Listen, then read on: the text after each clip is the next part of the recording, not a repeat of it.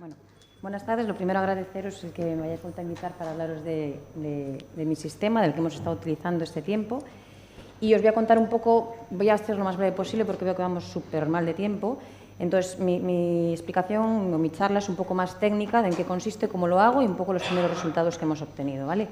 Quería haberos hecho pues, un poco un resumen de lo que ha pasado en casi un siglo en torno a la biopsia de próstata hasta lo que está pasando ahora, que mirad todo el tiempo que hemos necesitado para avanzar, pasar de la primera biopsia, la primera transperineal abierta, la primera transrectal en el 37, hasta que llegan los ultrasonidos, bueno, y cómo cambia todo en la era de los 80. Desde ahí se queda ya establecida la que es la biopsia convencional transrectal, que es la que estamos utilizando ahora.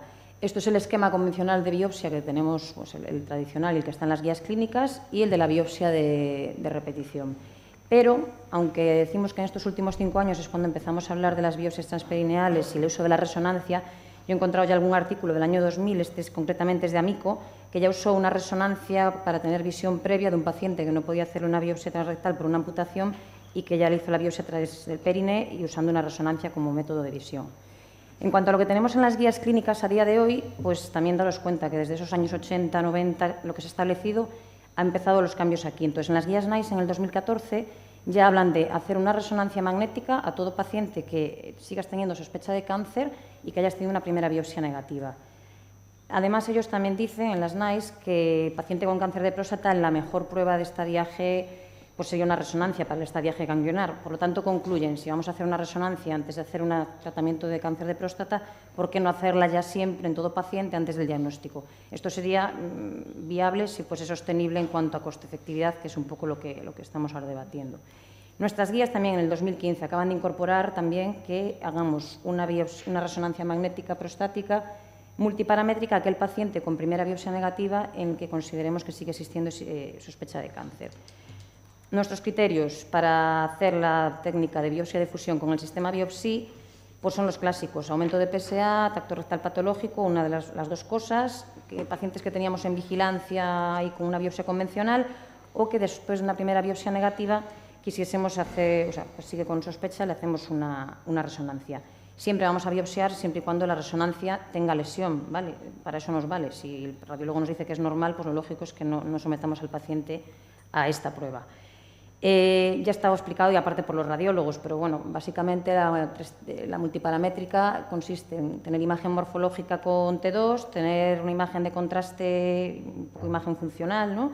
Y la difusión. Aún hay casos, y existe un PIRRAS para quien tiene que hacer espectroscopia y aún sigue haciéndola, pero realmente está prácticamente abandonada. Y después lo más importante es la clasificación PIRRAS que se ha logrado pues, a partir de la BIRRAS de la mama, para un poco homogeneizar la clasificación de los radiólogos a la hora de hacer la resonancia e informarla. Bueno, es un poco una imagen que se ve, no tengo, pero bueno, se ve la lesión donde está el circulito, pues eso sería en T2, esto sería un poco la imagen que se obtiene normalmente con el contraste, y lo último sería un poco la imagen de la difusión. Lo que quiere decir lo de la difusión, así a grosso modo, pues es la capacidad que tiene el agua de difundir entre las células. Por lo tanto, cuanto más bajo sea el coeficiente de difusión, digamos que menos se mueve el agua entre esas células, por lo tanto, mayor hipercelularidad, por lo tanto, mayor sospecha de que haya algo ahí, un crecimiento patológico, ¿no? Esto también así muy rápido. Es un artículo muy bueno del grupo de Heidelberg. Oh, he perdido la imagen. He perdido aquello. Bueno, pues da igual sin punteros, si prefiero las imágenes. Pantalla completa. Ah, ya está. Perfecto, gracias. Ya. Bueno, es de los radiólogos de Heidelberg, que es un poco de donde nace el sistema Biopsy, ¿no? Que es alemán, y son ellos los que han desarrollado un poco el software, ayudado a los ingenieros y tal. Y han publicado este artículo que es muy bueno por si queréis tener idea de cómo clasificar los PIRRAS, si tenéis un radiólogo que colabora muchísimo, pero si no, bueno, pues en cuanto a la zona periférica, la zona central, pues da una clasificación de 1 a 5 para cada una, para las lesiones. Ahora no me anda. Vaya por Dios. Ya. Lo mismo para el contraste, ¿no? La puntuación va 1, 2 o 3 según el tipo de curva, ¿no? Esto es lo del wash-in, wash-out rápido, y le añade 0, 1, 2 según el mapa de contraste. Y lo mismo para la difusión de 1 a 5. También existe para la espectroscopia, pero que ya sabemos todos que se está prácticamente abandonando un poco por la subjetividad y por lo difícil que es de hacerla. Lo ideal es que el radiólogo te informe la resonancia de este modo, ¿vale? O sea, que por las áreas dividido, te ponga cada una de las regiones donde ha encontrado lesión patológica y te le dé una puntuación. Y la puntuación pues, es un sumatorio que según pues, lo que suma, pues de 1 a 5. Este es el artículo del que os hablaba. Bueno, nosotros, el sistema biopsy es este, ¿no? Entonces, esto es el software y nosotros aparte es que hemos usado el propio ecógrafo del sistema. Necesitamos un stepper para fijar a la camilla, bueno, para que una vez que está todo quieto y hemos hecho la fusión y manejarnos pues, simplemente con estas rueditas, una nos permite hacer axial, bueno, de la base al ápex y el otro nos va a permitir movernos en el plano sagital y en el plano lateral. Necesitamos una plantilla porque lo vamos a hacer siempre a través del periné, una plantilla esta, las hay desechables, y una pistola de biopsia convencional. También usamos un preservativo especial que nos permite llenarlo un poco con agua y bueno, hacer que el contacto sea mucho mejor y que la visión ecográfica sea mejor.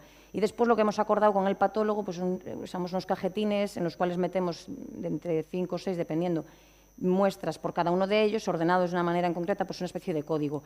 Y los metemos en hematosfilina alcohólica en el quirófano, de modo que ya van teñidos para que después no sea tan tedioso, porque esto para los patólogos pues es un poco una faena. Ahora ya os voy a explicar cómo lo hacemos, ¿vale? Lo primero que hay que hacer es hacer el contorno de la próstata. Tengo música. Esto no hay que hacerlo en quirófano, o sea, lo podemos hacer antes y si tienes un radiólogo súper colaborador que te lo hace, pues todavía mejor. Yo en este caso lo hago yo y lo que hago es cargarme el T2 en el software, todas las imágenes suelen ser 24 slides y haces el contorno. Puedes hacer como una especie de prorrateo, de promedio, no tienes por qué hacer las 24 y ya el propio sistema lo que hace es obtenerte una imagen en 3D.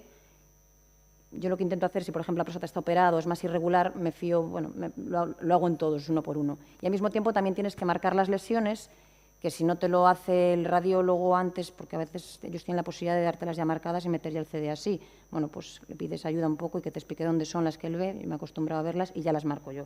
Y lo que haces es obtener una imagen en 3 dimensiones, bueno, esto era por si me fallaba el vídeo, ¿no? Es un poco lo que se... En 3 dimensiones de lo que es la próstata con la lesión en la resonancia.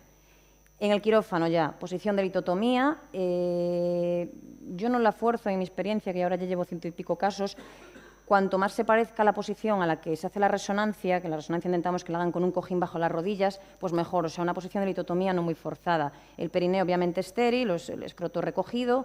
Lo ideal es una sedación, una mascarilla laringia, ¿vale? Pero todo depende también de la colaboración de otro servicio que es de anestesia. Entonces, por si no, una raqui de tiempo cortito. Y importante que esté muy simétrico, que en el medio, bueno, que la próstata no esté comprimida por el transductor para no hacer deformidades que te puedan limitar un poco la fusión. Una vez que tenemos ya hecho eso, ya sea antes o después en el quirófano, lo que ya empieza el procedimiento, una vez anestesiado el paciente, es el momento de captar la imagen del ecógrafo, ¿vale? Entonces hacemos una ecografía transrectal, fijado ya en el stepper que está fijado a la camilla, y lo que hacemos es un barrido ecográfico.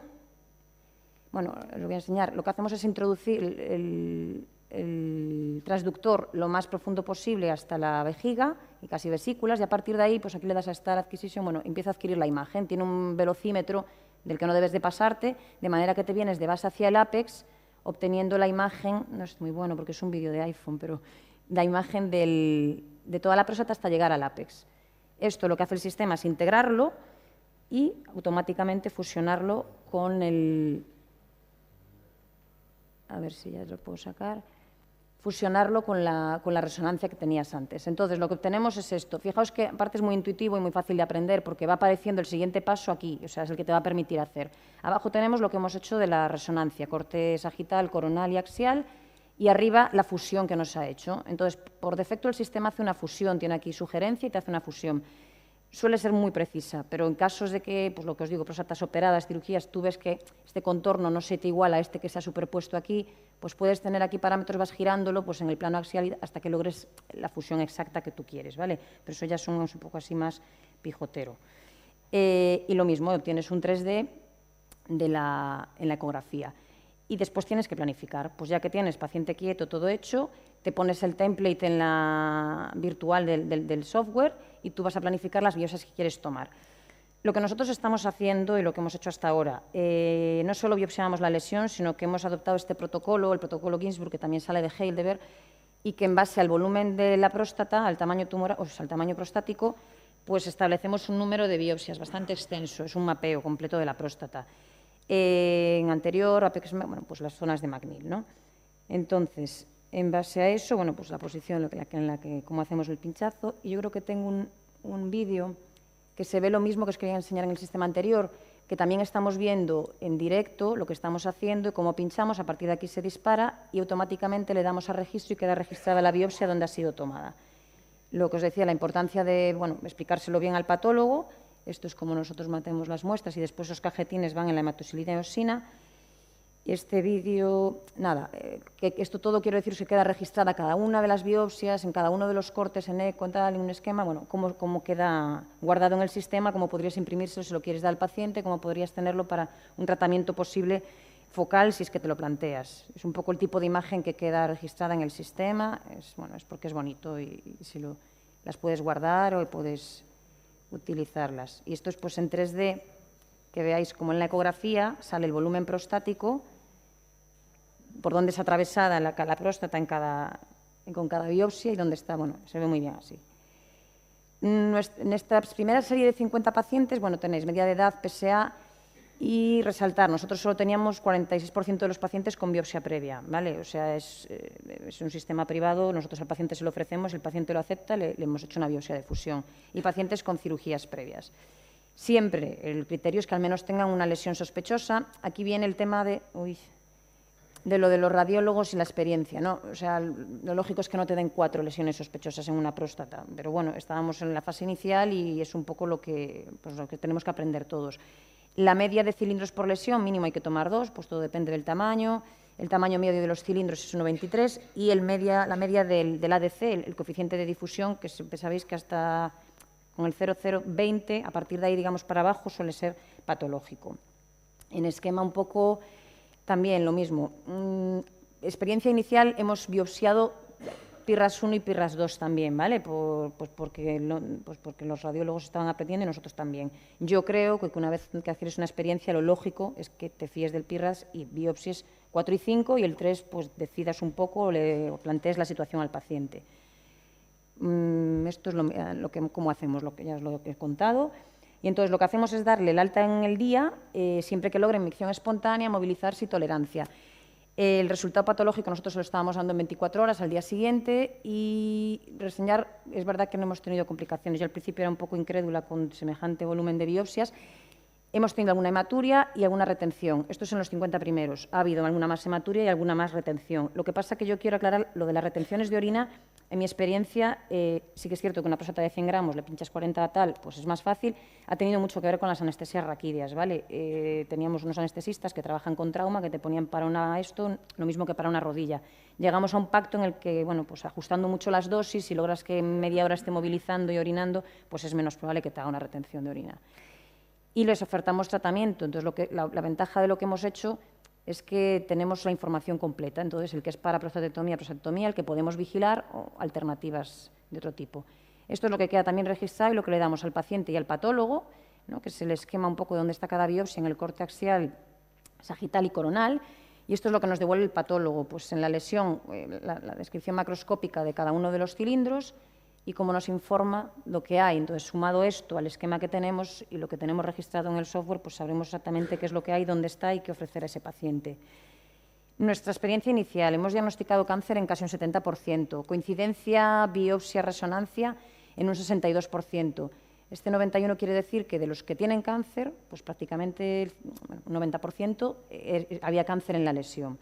Importante, que yo creo que ya lo han reseñado otros, y es que tenemos un porcentaje elevado de tumores anteriores y tumores apicales que a priori, pues en la biopsia convencional transrectal, pues digamos que es los que peor se puedan detectar, ¿no? También depende de cómo se haga esa biopsia. Y nosotros, contra todo un poco, la serie de Miñana también decían un poco lo mismo. Nosotros hemos encontrado bastante Gleason 6, ¿vale? Quizá porque hemos biopsiado PIRRAS de todo tipo, de 1 a 5. Pero después, bueno, tenemos un porcentaje muy elevado de Gleason 3 y 4 y mucho menos de 8 y de 9.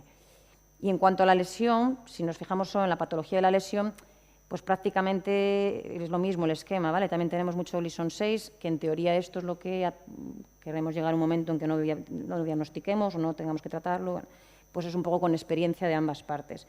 Entonces, lo que nosotros queremos reseñar es que el sistema es simple en cuanto al manejo, hace una muy buena fusión. Es un aprendizaje rápido y que creemos que con lo que estamos haciendo damos un poco lo que se llama paz mental al paciente en cuanto al valor predictivo negativo, o sea, decirle, bueno, si esto está en negativo, yo creo que puede estar tranquilo. Y con esta imagen de un poco de mi tierra, quería poneros que de vez en cuando vemos la luz, pues yo creo que aquí estamos empezando a ver la luz con lo del cáncer de próstata y el diagnóstico. Y gracias.